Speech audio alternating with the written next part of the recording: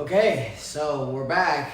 Well, last time I was a little, let's say, passionate about what I was speaking, because I do feel very strongly about that topic of being able to express yourself, being able to figure out what is true, what is not, versus maybe what is truth, and those two things are not the same. And it's complicated because we can be looking at the same set of facts and think different things. So we need to be able to discuss them and risk being offensive, risk the conflict. And anyways, I expanded. I went at length, but I went for so long, and not really long, but very intensely, that I didn't mention one of the most important news, which is that my book is finally done. It's right here. It's the labor of love and tears and pain and blood. But all great things, all great learning. Position to Win, the Position to Win book. And it will be tentatively called Most Businesses Fail in the First 5 Minutes. And the subtitle being, it just takes them 3 to 5 years to realize it. And so here it is. This is the advanced reader copy. So we only have a few of these, which we gave out at Freedom Fest in Las Vegas last week, the week before? Yeah, the week before. And it's all amazing, all coming through. So if you're interested in this, then go to positiontowinbook.com, positiontowinbook.com, and then sign up. Basically just have to put your email, and then you'll get notified when the official release of the book comes out. And if you can't wait, you just want to dive in and get some extra material, get some extra stuff from the book, some video material also that we have. You can create a free membership on the website, and then you'll have access to a bunch of goodies. Okay, so today we're going to talk about categories of categories, one of my favorite subjects, which is categorization and the process of categorization. The reason we're going to talk about this is that this is the very process that eventually led me to positioning, to understand positioning, to really understand all the nuances in positioning. I remember I was talking to my uncle about this during the weekend and about what it was all about. And he says, wow, that goes beyond marketing. And it certainly does. It goes way beyond marketing, because it is positioning the way in which the human mind structures information in a hierarchy, with something at the top or some things at the top, usually just one, or a couple, and then everything else below. And that way we know what's important, right? We know what to look for, right? Now, this is not to say that that's accurate, that your mind does this in an infallible way, and it doesn't. But by understanding positioning, you can really trick. Oh man, let's not say trick, because that sounds like manipulation. But you can use that to your benefit, or you can understand that that's the case, and then you can take certain steps to make sure that your product, your service, your idea, whatever it is that you're trying to push through. Maybe it's just to get somebody to give you an interview. Maybe it's somebody to buy your product, or to listen to you, to watch your video, to look at your information. That's how you get to make sure that thing stands out a little bit. And not just stand out, but make sense in the context of. And that is exactly what positioning is all about. But all these things have, certain amount of philosophical, quasi-philosophical, epistemological origins, okay? Because again, this is why it works, right? A lot of people will teach you the tactics. They'll say, this is what you need to do, and if you do this, then everything will be good, right? If you just build this funnel this way, or if you just conduct the sales call this way, if you just buy my software, if you use my tool, if you just read this book, and if you've ever drank that particular brand of Kool-Aid, all those different flavors that I listed, you realize that that's not usually how it works out. It's usually not a linear thing. It's not, you go from point A to point B. You go through all these kinds of things, and then maybe somewhere along the lines you say, oh, okay, I think I'm learning some stuff. I went around in circles 3 times, but I think I got it now. So I concern myself with really peering down the kind of root of things. I was looking at this post the other day. Somebody was saying, hey, what are some books that I can learn? Copywriting, I think they were. And people were commenting, oh yeah, you should read Russell Brunson, and you should read, and nothing against Russell, nothing against, these, Tim Ferriss, some of these newer guys. But I would actually go to the source, right? And go to the source, right? You want to go see the Oracle of Delphi, right? That's the one you want to go see. Not, some schmuck that you just happen to, find in the market, right? And this is literally what happens. So I want to go to the source, and this is not going to get too deep, but we're going to talk about categories, and like I said in the video title, categories of categories. And I like this subject because our mind organizes things in categories. And fundamentally, what our mind is trying to figure out is, I guess, 2 things. Our mind basically understands things and structures things in narrative form. But the constituent elements of the narrative form are categories. And what do I mean by a category? A category is a group. It is a label, and the little emoji that I put on the video is the little file cabinet, right? Because in a little file cabinet, you open it up and you have these folders, and the folders have a label, and the label stands for something akin to, look, all the papers here have to do with this category. And that's very similar to how our mind works.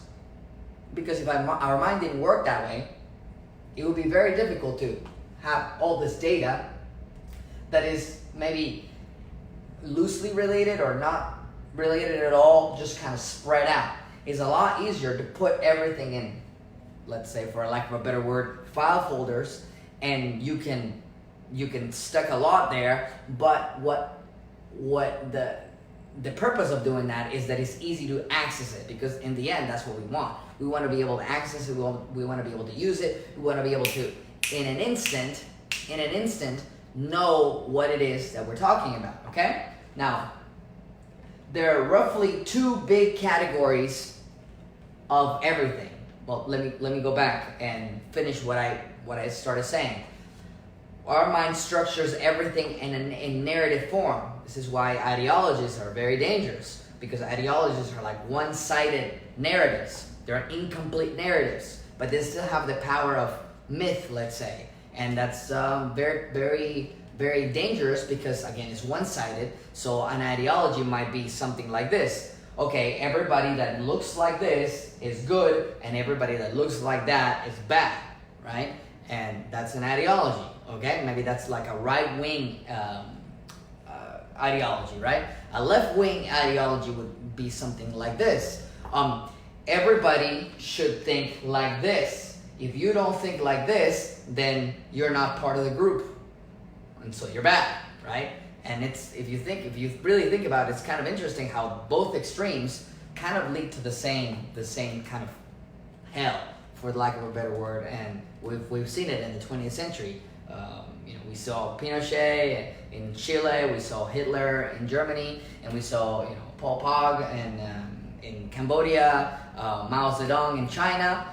But very similar outcomes, okay? So, but it both has to do with categorization, right? Because you have a narrative, and let's not talk about ideologies, let's talk about a regular narrative.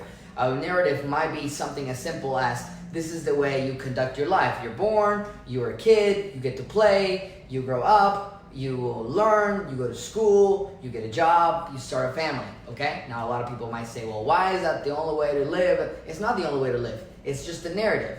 And the advantage of the narrative is that if you adopt it and if you are instructed in it, it gives you security, it gives you identity, and gives you purpose, and it shields you from too much new stuff or stuff that you don't know what it is, okay? So that's the advantage. So, but I'm not going to talk about narrative today. I'm going to talk about categories, and the categories are the constituent elements of that build the narrative, because the narrative has to be at high level enough that it applies to your life as well as my life, as well as my neighbor's life, as well as many people. If you make it too specific, then it only applies to one individual. It's the reason why fiction, narratives in fiction work really well, because fiction it's a little uses elements that have a level of abstraction, right? They're removed from the specific because they're fiction. They're not real. But maybe that's not even the right way to think about it, because they are real. Maybe they're even more real. Maybe they're hyper real because they have to do with a whole lot of situations. For example, the hero, which is a category instead of a narrative, or the protagonist, let's say, stands for a lot of people. And when you sit down and you're watching a movie, you kind of get into this dream state in which you identify with, let's say, this particular individual, okay? And then you understand that that's the category. We're always instinctively, when we watch a movie, when we watch a narrative, when we're following a story, we're always trying to figure out, okay, what is the point of view here? Who's the guy that I should identify myself with? Okay? But let's talk about categories. So at any given point in your life, you might be encountering things that are familiar and things that are unfamiliar. Okay? Now, this is not a up to scale map, obviously, because there are always more unfamiliar things than familiar things, because familiar things are finite and unfamiliar things are infinite. Okay? So there's always going to be more stuff that we don't know than we do know. Okay? And that's a very important point, because and I'll explain why I drew these like that, but it's a very important point, because that means that everything we believe about the world has to be structured all the way down, and I don't want to go down this tangent too long, but I'll just say this. It has to be structured all the way down to the metaphysical level. This is the reason why religion is a human universal, because we need to believe in things. And we need to believe in things because we don't know everything.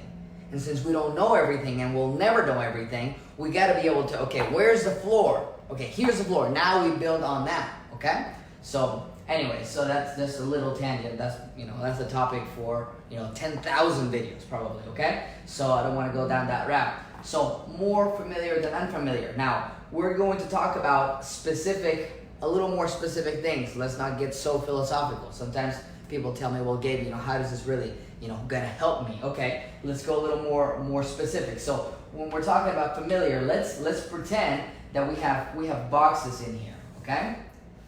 So we have a box that's like this, and then we have another box that's like this, then we have another box that's like this, okay? And every one of these is a category, okay? And it's a category of whatever you desire. But let's say I was talking to John about this today, maybe, and I was saying, okay, so here's the problem. Let's say we're going to talk about, these are going to be categories of types of doctors. All right, so we're really getting more specific. Okay, so the types of doctors, and this is why, and you'll see why this is important here in a little bit. And so here you might have something like, general practitioner is over here, okay? But then you might have somebody like like a brain surgeon. And then here you might have a cardiologist. Okay, and then here you might have a let's do a psychiatrist. And then, here you might have, a gastroenterologist.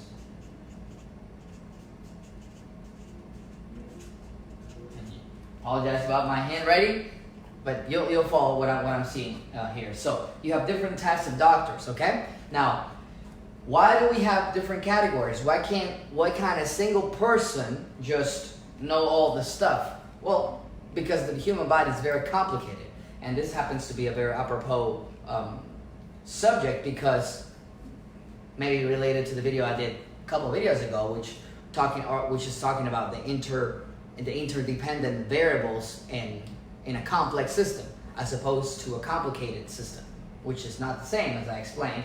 So the reason we have different types of doctors is because, well, the brain, it's a very complicated thing. So we need somebody to really go deep. Let's just do this with red. To really go deep inside of the brain, really learn the brain, man. You're gonna become an expert at this, right? And obviously, this guy's not gonna operate on your liver, right? He's gonna be the brain guy, right? He gets deep in there because, man, it takes a whole lifetime to scratch the surface on what we know about the brain so far. And this goes for any of these guys, right? Same thing with the cardiologist, same thing, right? And then same thing with the general practitioner. Well, maybe to a lesser degree. He kind of blends a little bit. He kind of knows a little bit, and this is why this person here is key. Okay? Now, something that happens is because the categories get more and more specific, the chasm that separates them grows deeper and deeper and bigger. Okay? Because each category is already pretty complicated. Okay? But what happens is, since now you have this big chasm between categories, well, it doesn't help that we have a guy that's really specifically focused on the brain, and some other guy that's really specifically focused on the, your digestive system, let's say, when we know for a fact these two things are related. We know for a fact that, and this is becoming increasingly so. The second place where we find more neurons than really in the cerebellum, we have more neurons than the brain, which is kind of weird.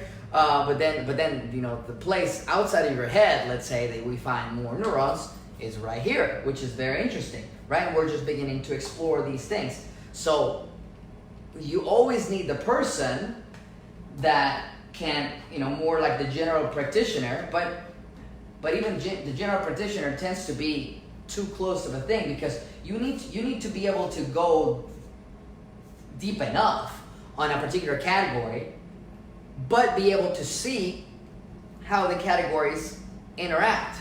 Okay? And so let's go on to the next little thing I want to show. So roughly speaking, there are two types of people, okay? There's the person inside of the category, or inside of what I call the game one. And so, for example, you go to school, or a lot of people, for example, a doctor would go to school to learn to play the doctor game, and then he would specialize in playing the cardiologist game. And I call these games because I'm borrowing the term from Jean Piaget. He's the only person that I know that he's considered, I think he considered himself a genetic epistemologist, which means that he's concerned, or he studies the origins, the genetic origins of knowledge. Just kind of an interesting thing. Very interesting guy, a genius by far. Definitely recommend reading him. So anyways, but he talks about games that are sustainable, that need to be played. And I always thought about this. So anyways, this is one of the things that I say. So you have a person that's inside, that plays inside of this, that learns everything about the game and plays the game. And then you have a person outside that can observe the game from the outside. Okay? Now you might say, well, I want to be this guy. Well, being that guy is good because you see the outside, but you always need people also that can play a game really well. That can go in there and go into each category. Go into each category and really learn it, really know it. I mean, don't you want an expert cardiologist to operate on your heart, and not some general practitioner that kind of, I've seen a heart before. I did some dissections and stuff, on frogs and stuff. You probably don't want that, right? But at the same time, you do want somebody in the outside that can say, look, this problem in the heart is actually just a symptom of this other thing, because the systems, especially in the human body, are interrelated. So what is it? Well, it's like back to the talk that I gave about the spectrum, that is not either or even what I just mentioned about the narrative, that is not just this single, well, these are the bad guys and these are the good guys. If you ever watch a movie like that, don't watch that. That's not deep enough. Every constituent element in a narrative, or really every constituent element in reality, has extremes, which are bad. And that's what happens, okay? So anyway, so there's the two types. Now, what are the categories have to do, and all this stuff have to do with positioning? Well, this is what it has to do. That if you are a person inside of a game, the nature of you being inside of a game is that you do not see how you're positioned. Why? Because what it is you have other categories here that are positioned in a different place. Okay, and then you might have even more over here, like that. Let's say.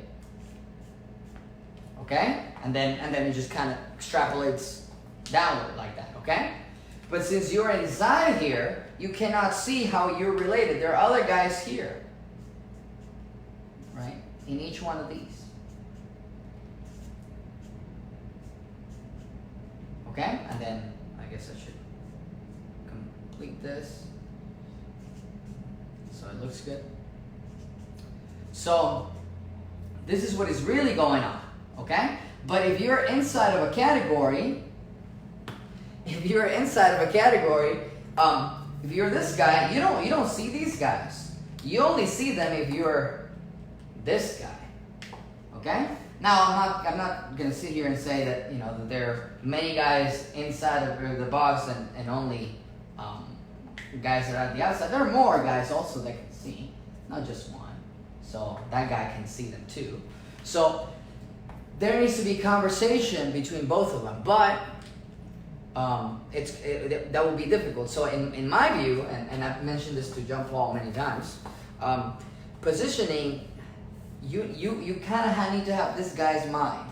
Now, a lot of people, if you have a job, if you have a profession, if you have a vocation, if you have, chances are you're one of these. But you can learn, I believe, and I want to be let's say optimistic about this.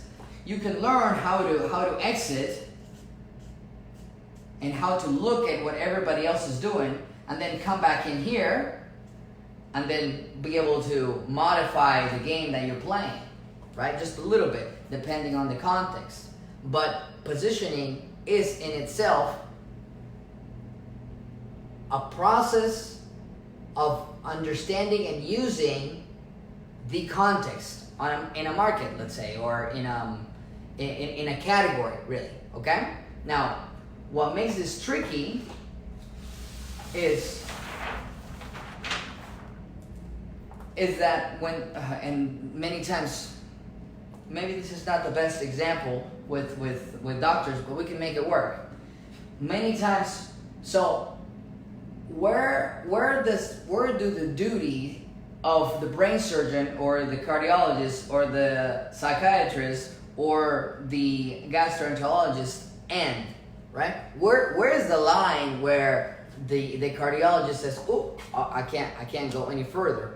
Well, we don't know, because, and we're just beginning to understand this, every part of the system, and I talked about this a few videos back, every part of the system affects every other part, and every level of analysis down to the atomic level, maybe even more. I mean, we don't know, we have no idea, right? But let's just say a quick rundown is the atoms affect the molecules, and the molecules affect, let's jump to amino acids. The amino acids affect the proteins affect the organelles affect the cells affect the tissues affect the organs, and the organs affect the systems, right? And that's just kind of a rough outline of the different levels of analysis, and they all interact, okay? So the reason that we say, okay, well, here's the atomic level and here's the organ level, and these are different. Well, yes, they are different,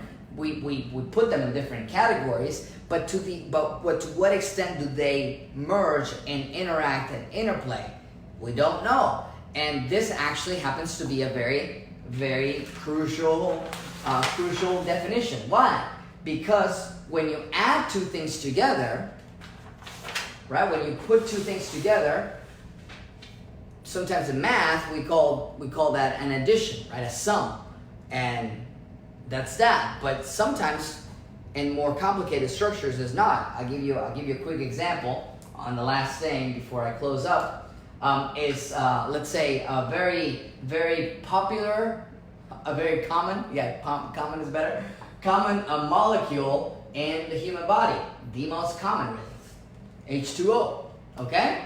So H2O is like, kind of a big atom of oxygen and like, two small hydrogen, right? That's what H2O is, okay? Now, of course, we are all familiar with the properties of water, right? But are we familiar with the properties of hydrogen?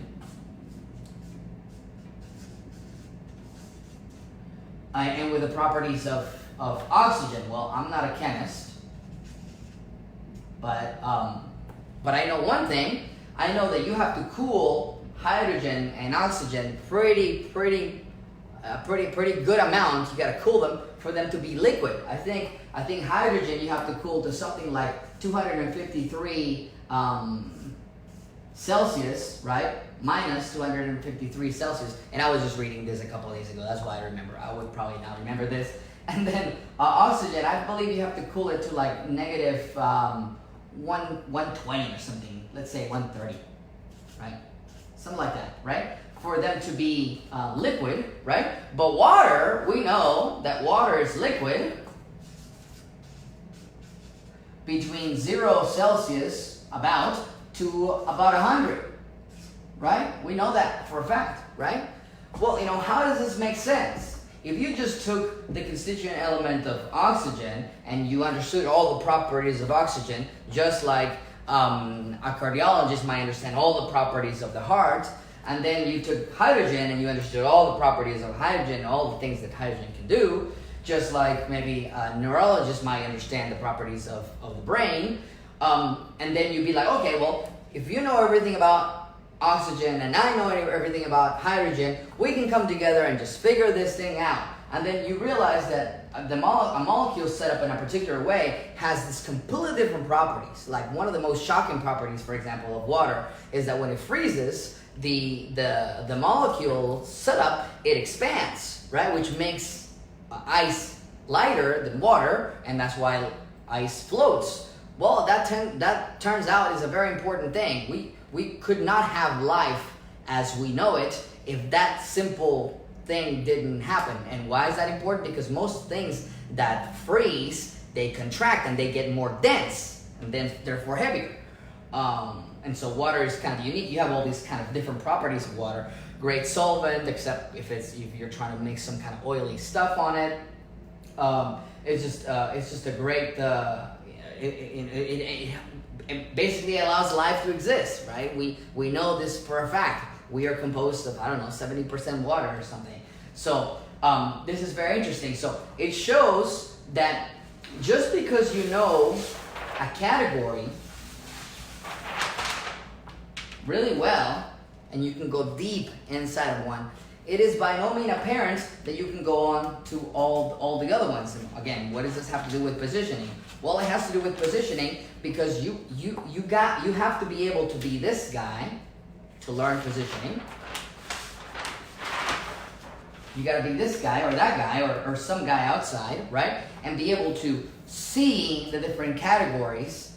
And I think it is an effort of creativity, which kind of reminds you of the quote of Einstein, who says that imagination is more important than knowledge. And I think this is what he was getting at, because the important thing, I can make the drawing here. I think this is easy. Even though these guys are outside, what you need to understand is that they're outside of these, but they exist in a bigger box. That's all it is. okay? And then if they want to stand outside of this, well, now, you know, there's a guy that sees these guys in here who are looking at these guys in here, right? Like a fractal kind of thing, right? And this is why I titled Coming Back Around. See, it actually makes sense. When you stick around with it, it actually makes sense. This is why I said categories of categories, right? What is, in how many Russian nested dolls, I think those are called, my ex-girlfriend told me, gosh, what are those called? Matrushka? I think so. The Russian nested doll idea, right? That there's a thing inside of a thing, inside of a thing, inside of a thing, inside of a thing. The concept really is at infinity, really. It just kind of keeps going. And so, and this is very useful because what you gotta figure out is what is the level at which I need to look at. For example, there might be something like this. So this is the game of the, let's say, since we're talking about doctors, let's say this is a cardiologist. Well, a cardiologist understands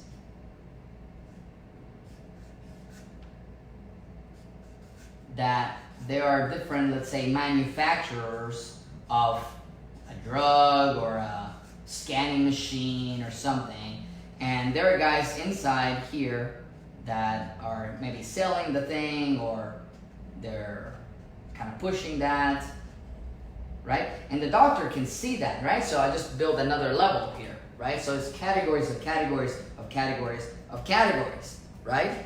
And so, well, you can get lost here, but don't get lost.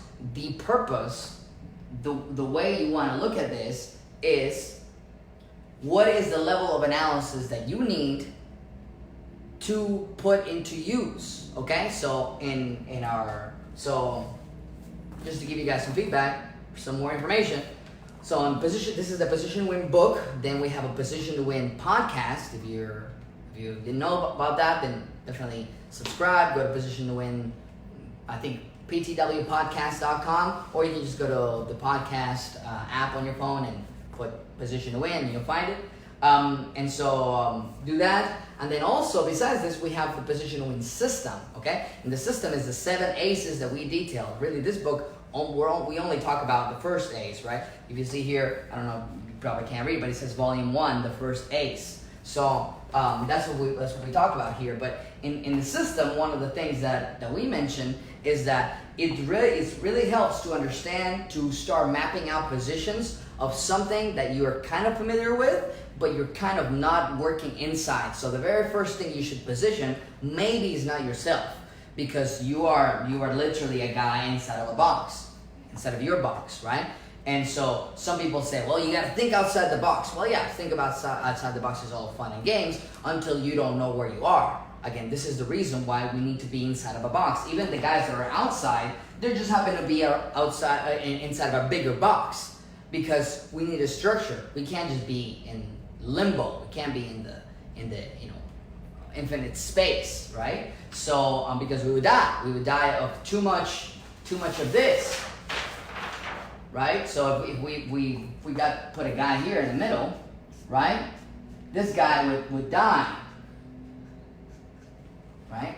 That guy would be done, because he would be crushed by the monster of the unknown, okay? The completely unfamiliar, right? This is why people, again, not to get philosophical or quasi-religious, this is why we need to believe in things. And this is just part of being human, right? Because there's always more stuff that we don't know. So you don't want to be that guy, okay? All right, so in summary, categories of categories, and these are tricky things, right? And this is why it pays to be a little creative, and it pays to learn, really pays, and this is of course my shameless plug, it really pays to understand positioning. Because if you understand positioning, you understand that whatever market, whatever project, whatever idea is being evaluated, and it exists in the context of others. It's never in a vacuum, right? And that's in the book, by the way. So I think it's chapter 4, give me positioning or give me death.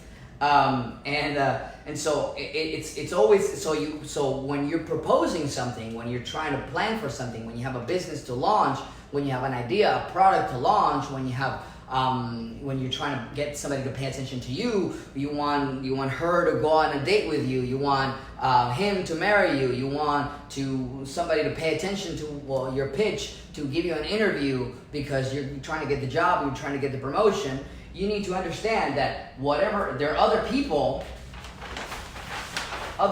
involved, right? And there are all these different levels, right? So which is the level of analysis that you need to adopt for you to accomplish your objective, right? So there's another one in here, right? Another series of boxes in here, right? So maybe that's not the right level, right? That's if you're, let's say you're this guy, maybe what you need to figure out is you just need to go outside and be able to figure out what are all the different things, and then who are the different players and what are they doing, and then saying, okay, if I play the game this way or that way, it's a little different. So just to give another practical example, I know I get too philosophical, but the problem with not discussing this at this level of analysis is that this is true strategy, okay? Now, people love the word strategy, and I'm borrowing this. These are all John's lines because I deeply also believe that people love the word strategy. They say, oh, strategy, but usually people can talk strategy for about 2 minutes, and then they delve into something that is much more tactical or even lower level resolution, which there's no problem because eventually somebody has to get up their butt and actually do something. And strategy is neither good or bad until it's implemented as a series of tactics. It is the tactics then that maybe have an equivalent qualitative quality, right? A valiant quality. So, but this has to be strategic, and why? Because the concept of positioning applies not just to marketing, not just to business, but to ideas and to the organization of knowledge. Because that's how we structure things, so we know what to do, we know what's important, we know what to pay attention to. Okay? So this is why you have to get really philosophical and kind of like out there. But in the end, you want to go, okay, so if you're trying to get a job, right? So if you're trying to get a job, let's say you're that guy and that guy's trying to get a job, and this is the company, right? And inside the company, everybody's playing different levels. And this guy's playing the CEO game, okay? And this is the rest of the C-suite. This is the CMO, this is the CFO, and this is the COO. It's a perfect layout. Look at that. And I didn't plan this. You might think I did, but I didn't. So you might look at that and go, okay, what are these guys doing? And what is it that inside of their box, inside of their world, they need to get done? Now, what most people do, and the difference of being that guy versus being a guy that comes in here and says, hey, I need a job, right? This is a speech bubble that says, I need a job, right? And so now you're inside of here without taking into account all the things that is going on. Really what you need is you need to be this guy, right? Because if you're that guy, then you can see, oh, this is how I fit, right? If you tell this guy, look, I need to be the CEO, or you tell this guy, well, I need to be the CMO, well, they say, get out of here. We don't want you here, right? But then you say to the CEO, or maybe to the whole board, you say, hey, actually, I need to be this guy. Because I have this particular set of skills, and this is how I'm going to show it. By the way, this is the book that I wrote, right? By the way, this is a white paper that I wrote. This is some testimonials that I did, and that's how those things, that's how those tactics, that's how those techniques fit into positioning. Okay, so categories is how we structure the constituent elements of reality for understanding. When we encounter something, the first thing we're trying to figure out is which category does that feeling, that experience, that person fall into. And based on that, then I can organize it, and I know, okay, I should pay attention to it, or I shouldn't pay attention to it, or I don't care what he's got to say because I don't care. When you know that, and when you learn positioning, you will have an advantage. So last shameless plug to cap it all off. If you're interested in the Position to Win book, and most businesses fail in the first 5 minutes, go to positiontowinbook.com and you can just put your email there and you'll be notified when it gets released. It is for me, for John Paul, the reason why we went into this whole journey is because we believe this is really that important. All other decisions are subservient to this one. If you don't get this right, then whatever, a political campaign, a business, a project, an idea, a product or a service failed in the first 5 minutes, it will just take 3 to 5 years of agonizing pain, of slow death for you to realize it. So don't do that. Join us at positiontowinbook.com.